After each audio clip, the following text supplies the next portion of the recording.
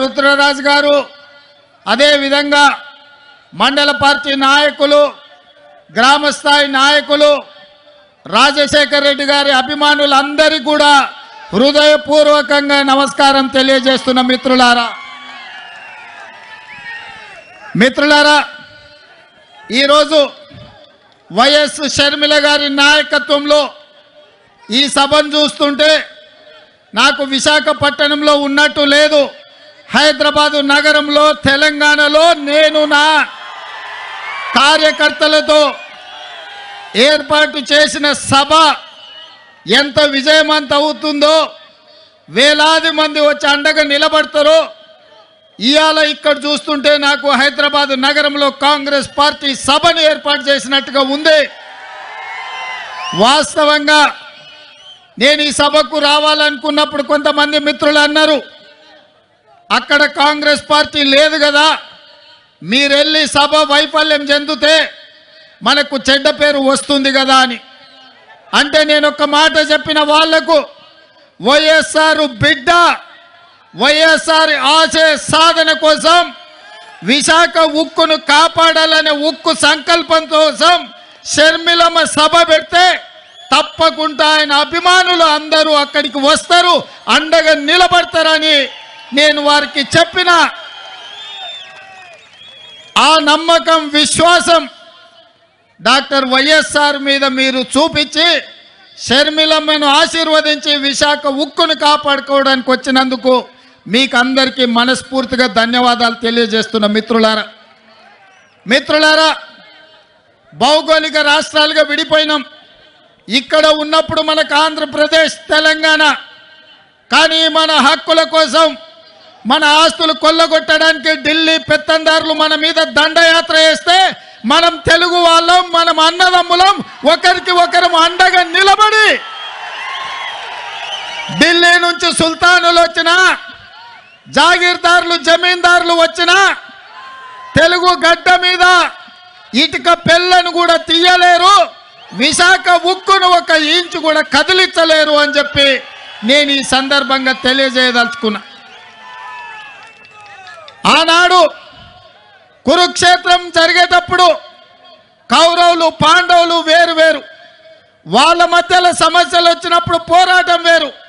కానీ వాళ్ళ మీదికి ఎవరైనా దండెత్తితే వాళ్ళు 105 అయి అందరూ కలిసికట్టుగా నిలబడి వాళ్ళ ప్రాంత ప్రజల్ని, వాళ్ళ హక్కులను కాపాడుకోవడానికి కొట్లాడేవాళ్ళు. ఇవాళ కూడా మిత్రులారా, చాలామందికి అనుమానాలు ఉండొచ్చు, అపోహలు ఉండొచ్చు, వైఎస్ఆర్ వారసులు ఎవరు అని.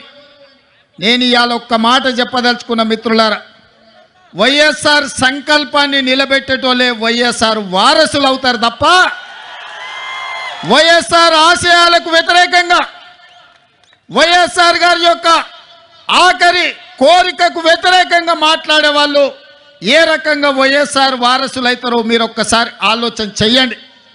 ఇవాళ ఆంధ్రప్రదేశ్లో ఇక్కడున్న పరిస్థితులు, ఇక్కడి రాజకీయాలను కాంగ్రెస్ పార్టీ తెలంగాణ శాఖ అధ్యక్షుడిగా, తెలంగాణ రాష్ట్ర ముఖ్యమంత్రిగా కొన్ని సంవత్సరాల నుంచి నిశితంగా గమనిస్తున్నా.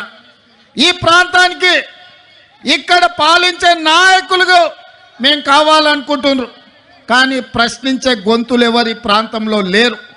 ఎందుకంటే ప్రశ్నించే గొంతులు ఉన్నప్పుడే పాలకులు మన మాట వింటారు. ఢిల్లీలో ఉన్న మోడీ ఇవాళ ఈ ప్రాంతం మీద ఆధిపత్యం చెలాయించాలనుకుంటున్నాడంటే ఈ ప్రాంతం నుంచి మోడీని ప్రశ్నించే వాళ్ళు లేకపోవడం వల్లనే ఇవాళ మీ హక్కుల గురించి ఎవరు మాట్లాడతలేరు. 10 ఏళ్ళైనా మీ పోలవరం పూర్తి కాలే, 10 ఏళ్ళైనా ఆంధ్రప్రదేశ్కు రాజధాని ఎక్కడంటే ఎక్కడుందో చెప్పలేని పరిస్థితి ఇవాళ ఆంధ్రప్రదేశ్కు దాపురించింది. ఇవాళ ఈ ప్రాంతంలో ఈ ఆంధ్రప్రదేశ్ యొక్క ఆత్మగౌరవాన్ని ఢిల్లీలో తాకట్టు పెట్టిండ్రు. ఆనాడు ఈ తెలుగు రాజకీయాల నుంచి, ఈ తెలుగు నేల నుంచి నీలం సంజీవారెడ్డి గారు కావచ్చు, పివి నరసింహారావు గారు కావచ్చు, ఆ తర్వాతి తరంలో మనకు ఎన్టీఆర్ కావచ్చు, డాక్టర్ వైఎస్ఆర్ కావచ్చు, ఆ తర్వాత జైపాల్ రెడ్డి గారు కావచ్చు, వెంకయ్య నాయుడు గారు కావచ్చు, ఈ ప్రాంతం నుంచి, తెలుగు రాష్ట్రాల నుంచి, తెలంగాణ ఆంధ్రప్రదేశ్ ప్రాంతాల నుంచి, గల్లీ నుంచి ఢిల్లీ వరకు మన ఖ్యాతిని పెంచి ఈ ప్రాంత సమస్యల మీద కేంద్ర ప్రభుత్వాల నుంచి వాళ్ళు సాధించిన వాళ్ళు, దేశ రాజకీయాలను శాసించిన వాళ్ళు. నేను ఇవాళ అడుగుతున్న మిత్రులారా, అటు తెలంగాణ అయినా ఇటు ఆంధ్రప్రదేశ్ అయినా ఢిల్లీకి వెళ్ళి వంగొంగి నమస్కారాలు పెట్టే నాయకులే ఉన్నారు తప్ప ఢిల్లీని అడిగి మనకు కావాల్సిన సాధించే నాయకత్వమే ఇవాళ లేదు. మీరు ఒక్కసారి ఆలోచన చేయండి. ఆనాడు 94లో డాక్టర్ కేవీపీ రామచంద్రరావు గారు సజీవ సాక్షి, కాంగ్రెస్ పార్టీకి 26 సీట్లు వచ్చి ఎన్టీఆర్ యొక్క ప్రభావంలో కాంగ్రెస్ పార్టీకి ప్రధాన ప్రతిపక్ష హోదా కూడా 94లో రాలే. అప్పుడు ఢిల్లీ ఆలోచన చేసింది, ఇక ఆనాటి ఉమ్మడి ఆంధ్రప్రదేశ్లో పార్టీ బ్రతకాలన్నా, కార్యకర్తలకు అండగా నిలబడాలంటే ఒకే ఒక్క నాయకుడు వైఎస్ఆర్ చేతికి పగ్గాలు అప్పచెప్తే తప్పకుండా కాంగ్రెస్ పార్టీ కార్యకర్తలకు అండగా నిలబడతారని ఆనాడు వైఎస్ఆర్ను ఆంధ్రప్రదేశ్ కాంగ్రెస్ పార్టీ అధ్యక్షుడిగా నియమించారు. 26 సీట్లతో మొదలైన ప్రయాణం 99లో 90 సీట్లకు వచ్చింది. అధ్యక్షుడిగా ఉన్న రాజశేఖర రెడ్డి గారు ప్రధాన ప్రతిపక్ష నాయకుడిగా మారి ప్రజల తరఫున ప్రశ్నించే గొంతుకై ఆనాటి ప్రభుత్వాల మీద పోరాటం చేసి ప్రజల తరఫున నిలబడి చేవెళ్ళ నుంచి ఇచ్చాపురం వరకు ఎర్రటెండలో వారు పాదయాత్ర చేసి వారి కాళ్ళకు బొగ్గలై అవి పగిలిన ముక్కవోని దీక్షతో ఎర్రటెండల్లో 105 డిగ్రీల జ్వరం వచ్చిన ప్రజల కోసం పాదయాత్ర చేసిండు. రాజశేఖర రెడ్డి గారు ఆనాడు పాదయాత్ర చేసి ప్రజల కష్టాలు తెలుసుకొని దళితులు, గిరిజనులు, బలైన వర్గాల కోసం, ఆదివాసీల కోసం, అడవులలో ఉండే బిడ్డల కోసం, మహిళల కోసం, మైనారిటీల కోసం వాళ్ళ సమస్యలను అడిగి వాళ్ళ గుండె చప్పుడు విని 2004లో ఇందిరమ్మ రాజ్యం తెచ్చిండు, కాంగ్రెస్ను అధికారంలోకి తీసుకొచ్చిండు, 33 ఎంపీలను గెలిపించి కేంద్రంలో యూపీఏ ప్రభుత్వాన్ని ఏర్పాటు చేసిండు. ఆనాడు కేంద్రంలో ప్రభుత్వం ఏర్పడ్డదంటే, ఆంధ్రప్రదేశ్లో అధికారంలోకి కాంగ్రెస్ వచ్చింది అంటే రాజశేఖర రెడ్డి గారు ముక్కవోని దీక్షతోటి ఆనాడు పోరాటం చేసిండు. ఆ పోరాటంలో కూడా కమ్యూనిస్టులు కలిసి వచ్చిండు. సిపిఐ, సిపిఎం కూడా ఆనాడు డాక్టర్ వైఎస్ఆర్తో కలిసి పేద ప్రజల కోసం ఎర్ర జెండా ఎత్తిండ్రు. ఎర్ర జెండా కూడా ఆనాడు కాంగ్రెస్తో కలిసింది. ఆ విధంగా పాదయాత్ర చేసి ప్రజల యొక్క ఆలోచన తెలుసుకొని, అందుకే రాజశేఖర రెడ్డి గారు రైతులకు మొట్టమొదటి సంతకం ఎల్బీ స్టేడియంలో అధికారంలోకి వచ్చిన రోజు ఉచిత కరెంటునిచ్చి రైతులను ఆదుకోవాలి, రైతుల మీద ఉన్న అక్రమ కేసులు తొలగించాలి, రైతుల మీద ఉన్న భారం ఏదైతే కరెంటు బిల్లులు ఉన్నాయో 1200 కోట్ల రూపాయలు ఒక్క కలం పోటుతోని రద్దు చేసి రైతులను ఆదుకున్నాడు. రైతులను వ్యవసాయం దండుగ కాదు, వ్యవసాయం పండుగ అని ఆ ఉచిత కరెంటు ద్వారా వైఎస్ఆర్ మనకు నిరూపించిండు. అదేవిధంగా ఆరోగ్యం అందక సర్కారు దవాఖానకు పోతే అక్కడి నుంచి అక్కడనే శ్మశానానికి పోయే రోజులు. పేదలను ఆదుకోవాలంటే రాజీవ్ ఆరోగ్యశ్రీ ఉండాలి. పేదలకు 2 లక్షల రూపాయలతోని ఉచితంగా వైద్యాన్ని అందించి అపోలో, యశోద లాంటి ఆసుపత్రులు పేదవాళ్ళు ఎన్నడూ చూడలే. కానీ వైఎస్ఆర్ గారు ముఖ్యమంత్రిగా రాజీవ్ ఆరోగ్యశ్రీ పథకం తీసుకొస్తే బాజాప్తా శ్రీమంతులతో పాటు అపోలో, యశోద హాస్పిటల్లో రాజీవ్ ఆరోగ్యశ్రీ అమలు జరిగింది. ఇదే కాదు, పేదవాళ్ళ బిడ్డలు చదువుకోవాలి, శ్రీమంతుల పిల్లలే నారాయణ లేకపోతే చైతన్యంలో ప్రైవేటు కాలేజీల్లో చదువుకుంటుంటే పేదల బిడ్డలకు, బీసీలకు, బడుగులకు, బలైన వర్గాలకు విద్య దూరం అవుతుంటే రాజశేఖర రెడ్డి గారు ఆలోచన చేసిండ్రు. పేదవాళ్ళ బిడ్డలు డాక్టర్లు, లాయర్లు, ఇంజనీర్లు, ఐఏఎస్లు, ఐపీఎస్లు, ఐఎఫ్ఎస్లు కావాలి, రాజ్యాధికారం వాళ్ళ చేతిలో ఉండాలి, చదువుకున్నప్పుడే వాళ్ళ జీవితాలు బాగుపడతాయని ఫీజు రీఎంబర్స్మెంట్ పథకాన్ని తీసుకొచ్చి పేదలకు అండగా నిలబడి ఒక సంక్షేమ రాజ్యంగా రాజశేఖర రెడ్డి గారు ఆనాడు నిర్ణయాలు తీసుకున్నారు. ఆ తర్వాత కరువులు, కాటకాలు, కాలిపోతున్న మోటార్లు, పేలిపోతున్న ట్రాన్స్ఫార్మర్లు, రైతుల ఆత్మహత్యలు, చెట్లకు ఉరేసుకుంటుంటే, నేతన్నలు గీతన్నలు చచ్చిపోతుంటే ఈ బలైన వర్గాలను ఆదుకోవాలి, రైతులను బాగు చేయాలి అని జలయజ్ఞం తీసుకొచ్చింది డాక్టర్ వైఎస్ఆర్. జలయజ్ఞంలో భాగంగానే మీ పోలవరం ప్రాజెక్టుకు మొట్టమొదటి పునాది రాయబడ్డదన్న సంగతి ఇవాళ ఆంధ్రప్రదేశ్ ప్రజలకు నేను గుర్తు చేయదలుచుకున్నా. మీ హంద్రీ నీవా లాంటి ప్రాజెక్టులు, పోతిరెడ్డిపాడు లాంటి ప్రాజెక్టులను రాజశేఖర రెడ్డి గారు కరువు నేలైన రాయలసీమకు నీళ్ళు ఇవ్వడం ద్వారా నా జన్మ ధన్యమవుతుందని ఆ రోజు వారు మొదలుపెట్టిండ్రు. మరి ఇవాళ మిత్రులారా, ఉచిత కరెంటు కావచ్చు, రాజీవ్ ఆరోగ్యశ్రీ కావచ్చు, ఫీజు రీఎంబర్స్మెంట్ కావచ్చు, జలయజ్ఞం ప్రాజెక్టులు కావచ్చు, కేంద్రం నుంచి అన్ని రకాల సహకారంతో ఆనాడు వైఎస్ఆర్ గారు ఈ ప్రాంతాన్ని అభివృద్ధి చేసి ఒక సంక్షేమ రాజ్యంగా, అభివృద్ధి రాష్ట్రంగా హైదరాబాద్లో ఔటర్ రింగ్ రోడ్డు విషయంలో కావచ్చు, అంతర్జాతీయ ఎయిర్పోర్ట్ కావచ్చు, ఐటీ కంపెనీలు కావచ్చు, ఫార్మా కంపెనీలు కావచ్చు, వాటన్నిటిలో వారు ముందు నిలబడి ఆ ప్రాంత అభివృద్ధికి పునాదులు వేసిండు. ప్రాణహిత చేవెళ్లను ప్రారంభించి తెలంగాణ ప్రాంతాన్ని కూడా అభివృద్ధి పదం వైపు రైతులను ఆదుకునే కార్యక్రమాలు తీసుకున్నాడు. మరి నేను ఇవాళ అడుగుతున్న మిత్రులారా, ఇవాళ రాష్ట్రాలుగా మనం విడిపోయినాం, కానీ తెలుగు వాళ్ళుగా కలిసి ఉండాలి, ఒకరికొకరం తోడుగా ఉండాలి. ఇవాళ మోడీ ధైర్యమేంది, మోడీ బలమేంది, మోడీ బలగమేంది, బీజేపీ అంటే అర్థమేందో ఇవాళ ఆంధ్రప్రదేశ్ మిత్రులు ఆలోచన చేయాలి. బీజేపీ అంటే బాబు, జగన్, పవన్, ఈ ముగ్గురు బీజేపీ. బాబు, జగన్, పవన్, మోడీ బలం, మోడీ బలగం. ఇంక ఆంధ్రప్రదేశ్ ప్రజల కోసం మోడీ ఎందుకేం చేస్తాడు? ఎవరు గెలిచినా ఆయన దొడ్లోకి పోయేటోళ్ళే. ఈ ఆంధ్రప్రదేశ్లో 25 ఎంపీలు మోడీ ఖాతాలో ఉండేటివే. మీరు ఈడ అనుకోవచ్చు మేము ఈ పక్కన ఉన్నాం లేకపోతే ఆ పక్కన ఉన్నామని. అయ్యా, జగన్ రెడ్డి పక్కలున్నా, పెద్దలు చంద్రబాబు నాయుడు గారి పక్కలున్నా, వీళ్ళిద్దరు కలిసి ఢిల్లీలో వెళ్తే మోడీ పక్కనే ముత్యాల ముగ్గులో రావు గోపాలరావు పక్కన ఇద్దరు ఉంటారు, తందానా తానా అనేటోళ్ళు. వీళ్ళిద్దరు అదే కదా ఢిల్లీకి వెళ్తే. ఢిల్లీలో వీళ్ళు ఎవరైనా మోడీని అడుగుతారా? మోడీని నిలదీస్తారా? మీ ప్రాంతం కోసం ఏమైనా తెస్తారా? మరి ఒకవేళ తెచ్చేటట్టు అయితే 5 ఏళ్ళు వారున్నారు, 5 ఏళ్ళు వీరున్నారు. పోలవరం పూర్తెందుకు కాలే, రాజధాని రాలేదెందుకు మనకు? మీరు ఒక్కసారి ఆలోచన చేయండి మిత్రులారా. వాళ్ళిద్దరూ పాలన చేసే నాయకులు కావాలనుకుంటున్నారు, వాళ్ళిద్దరూ ప్రశ్నించే గొంతులు కావాలని అనుకుంటలేరు మిత్రులారా. ఇవాళ అందుకే నేను అబద్ధాలు చెప్పదలుచుకోలే, అలవి కాని మాటలు మీకు నేను చెప్పదలుచుకోలే.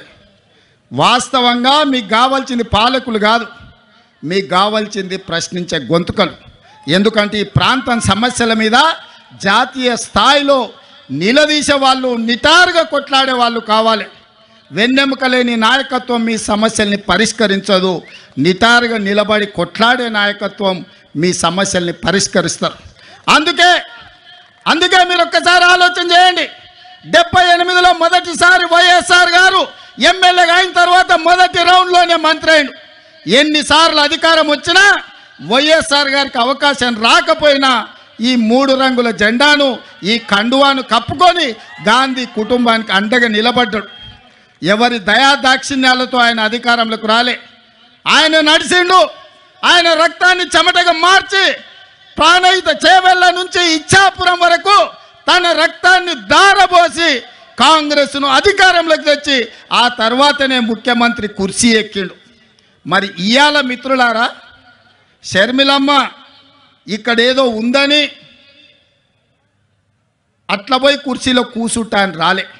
అన్ని ఆలోచన చేసింది, నాతో మాట్లాడింది. అన్నా నేను అక్కడికి పోతున్నా, ఏం చేయాలి అంటే, ఎందుకమ్మా ఆడ ఏం లేదు కదా అన్న. ప్రజలు కష్టాలలో ఉన్నారు.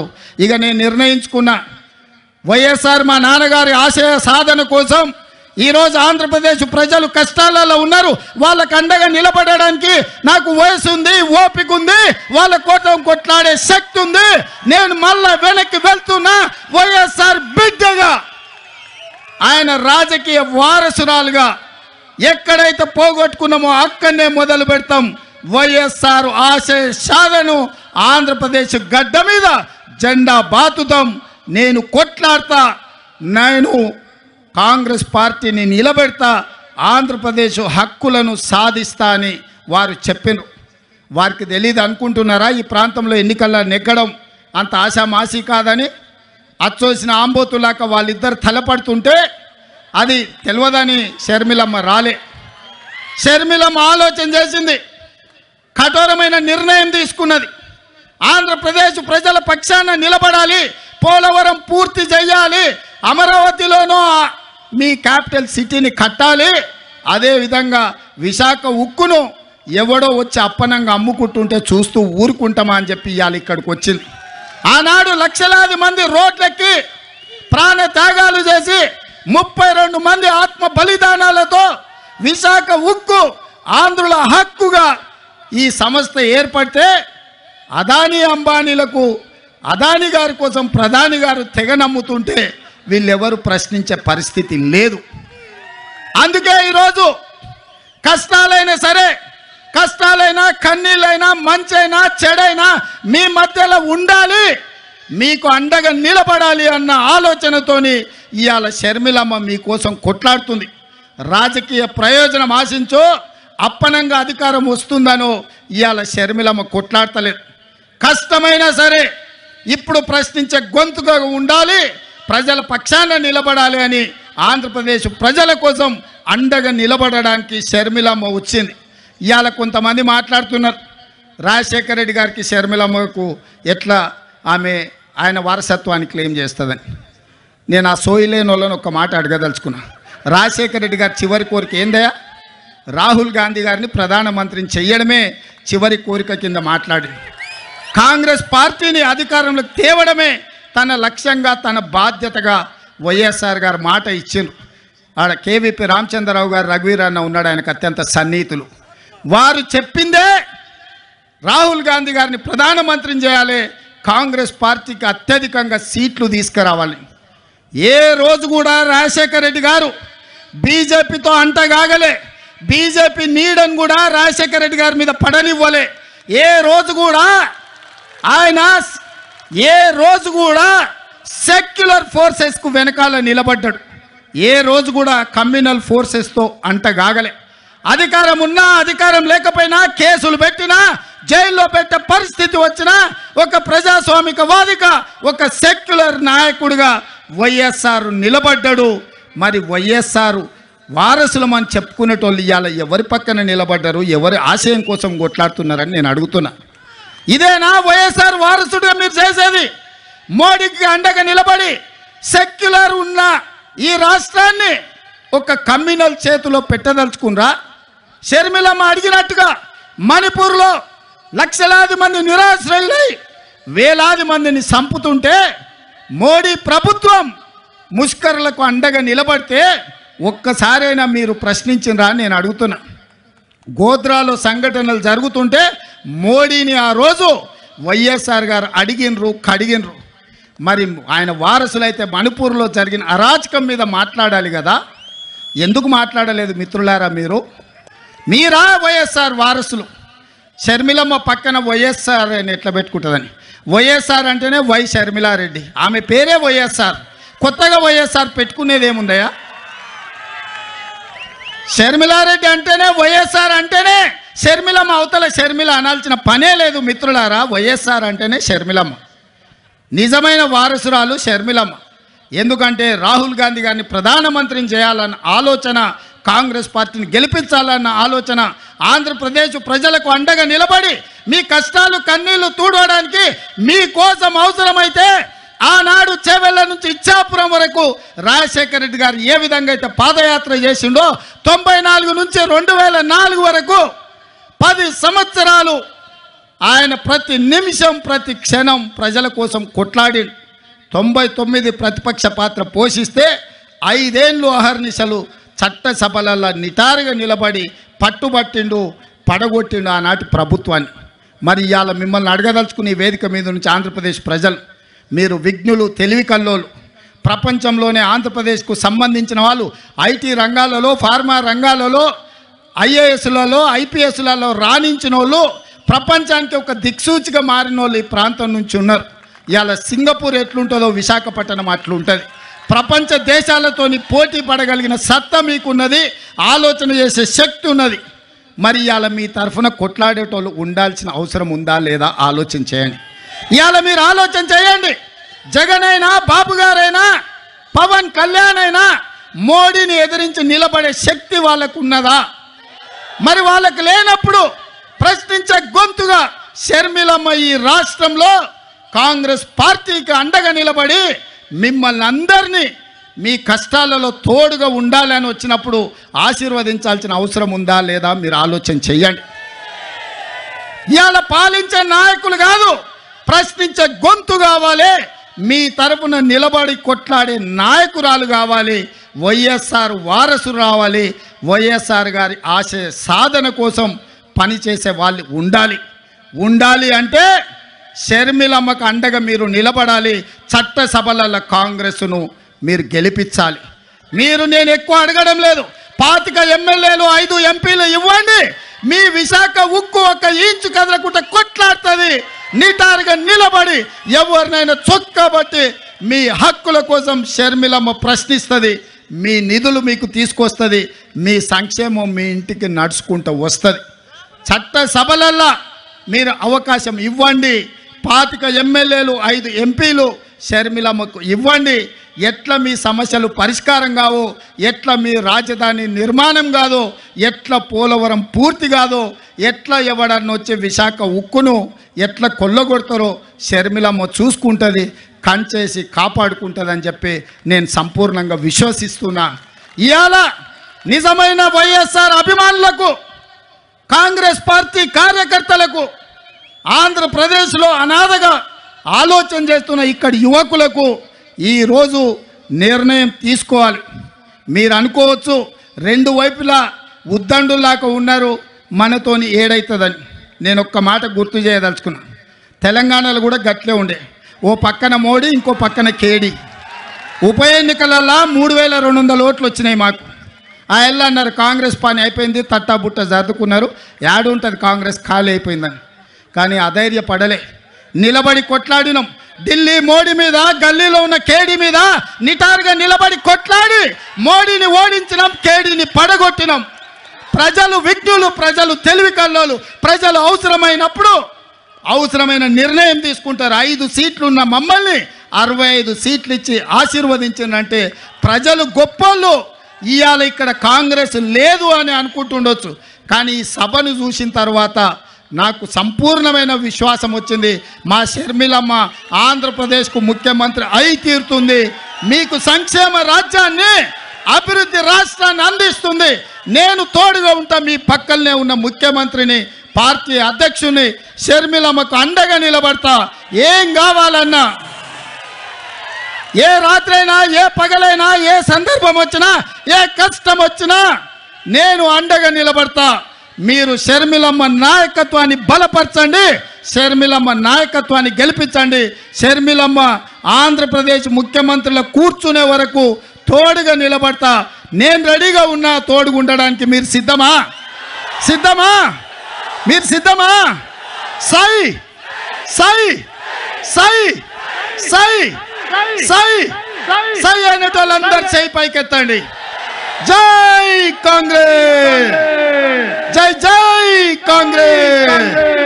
ధన్యవాదాలు మిత్రులారా.